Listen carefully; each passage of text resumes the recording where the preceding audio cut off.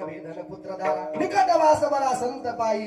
तुम्ही आम्ही भाग्य कशाला म्हणतो? धन प्राप्त होणं याला भाग्य म्हणतो. परंतु धन प्राप्त होणे भाग्य नाही का?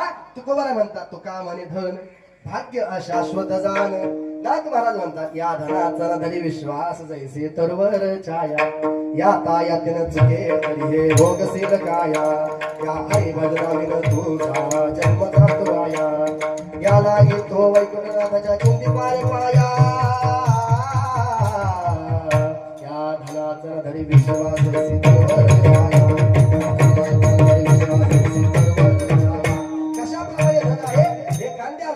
सावलीप्रमाणे आपल्याकडे धन आहे.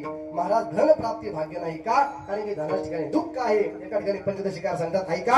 अर्थानामर्जने क्लेश सप्तथे परिपालने नाशे दुःखम ये दुःखम दिगार्थान क्लेशकारिणः. धन हे दुःखालाच कारण आहे. म्हणून त्या ठिकाणी धन प्राप्त होणं सुद्धा काय नाही भाग्य नाही. तदनंतर आपण काय कशाला भाग्य म्हणतो? पुत्र प्राप्ती होणं भाग्य म्हणतो. परंतु पुत्र प्राप्ती सुद्धा भाग्य नाही. का भाग्य नाही? नाथ महाराज म्हणतात पुत्रापासून सुख प्राप्ती माता पितरे वंचिती. शेफ ही पुत्रांगोष्ट दाविती केवळ भ्रांती पुत्र मोह. जर त्या ठिकाणी आपला पुत्र जर चांगला निघाला, टाळा हातात धरणारा निघाला तर बर, आणि बाटली हातात धरणारा निघाला तर भाग्य आहे का? पुत्र झाली तुका भर का नाही गाती.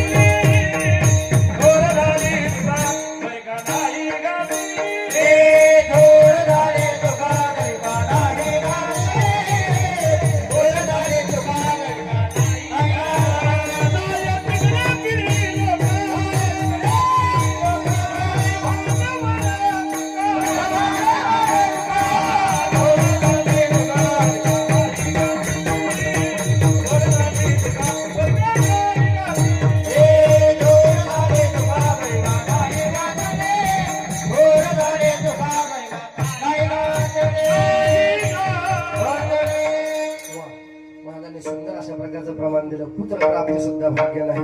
पुत्र प्राप्ती भाग्य आहे. परंतु तेव्हा एका ठिकाणी कबीरदास महाराज म्हणतात ऐका, पुत्र प्राप्त झाला आणि पुत्र जर चांगला निघाला, आज्ञाधारी निघाला, तर तो एक स्वर्गाचा प्रकार सांगितला. काय सांगितलं? पहिला स्वर्ग सुंदर काया, दुसरा स्वर्ग घर में माया, तिसरा स्वर्ग पतिव्रता होणारी, चौथा स्वर्ग पुत्र